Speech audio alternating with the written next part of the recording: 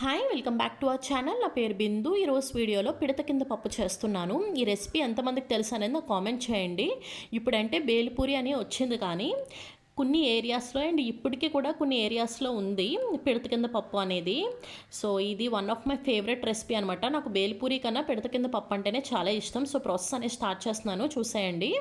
Mixing బౌల్లో 1 cup మరమరాల్ని తీసుకున్నాను and same 1 కప్తో డీప్ ఫ్రై చేసుకున్న ఒక 2 సెకండ్స్ ఆయిల్లో అటుకులను కూడా తీసుకున్నాను. అండ్ సేమ్ అదే మెజర్మెంట్తో 1 కప్ డీప్ ఫ్రై చేసుకున్న కార్న్ఫ్లేక్స్ని, 1 మీడియం సైజ్ ఆనియన్ని ఫైన్గా చాప్ చేసి తీసుకున్నాను అండ్ 2 లార్జ్ సైజ్ టమాటోస్ని. ఇవి బాగా పండినవి అయితే ఇంకా టేస్ట్ బాగుంటుందన్నమాట పచ్చి టమాటో కన్నా. అండ్ ఓన్లీ 1 స్పూన్ ఒక గ్రీన్ చిల్లీ మాత్రమే యాడ్ చేసుకున్నాను ఫైన్గా చాప్ చేసుకుని, అండ్ బాగా మిక్స్ చేసేసుకోవాలి. అండ్ ఇప్పుడు 1/4 కప్ వరకు కొత్తిమీర అనేది యాడ్ చేసుకున్నాను అండ్ 1/2 కప్ వరకు గ్రౌండ్ నట్స్ని డీప్ ఫ్రై చేసుకుని వేసుకున్నాను అండ్ మళ్ళీ కూడా మిక్స్ చేసేస్తున్నాను.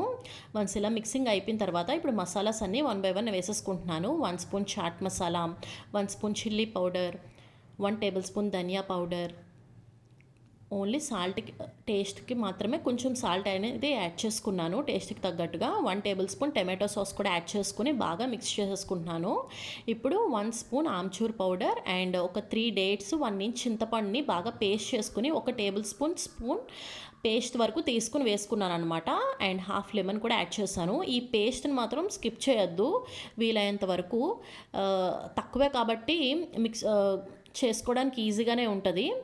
ఈ ప్రాసెస్ అంతా ఏంటంటే మిక్సింగ్లోనే ఉంటుంది అనమాట. టేస్ట్ అనేది ఎంత ఎక్కువ మిక్స్ చేస్తే అంత బాగా మిక్స్ అవుతుంది. ఇప్పుడు పైన స్ప్రింకిల్ చేసుకోవడానికి కార్న్ఫ్లేక్స్ అండ్ కొన్ని ఆనియన్స్ అండ్ కొన్ని groundnuts and pinch chaat masala, pinch salt and pinch chilli powder, కొంచెం సేవ్ అండ్ ఆలూ భుజియా కూడా ఉంటుంది కదా, బాగుంటుంది టేస్ట్, అది కూడా కొంచెం వేసుకున్నాను. అండ్ కొంచెం పచ్చి మామిడికాయ ముక్కలు కూడా వేసుకుని మళ్ళీ కొత్తిమీర యాడ్ చేసుకుని ఇంకా ఫైనల్గా పొమోగ్రానైట్తో గార్నిష్ చేసుకుంటే మనకి పిడత కింద పప్పు అనేది రెడీ అయిపోయింది.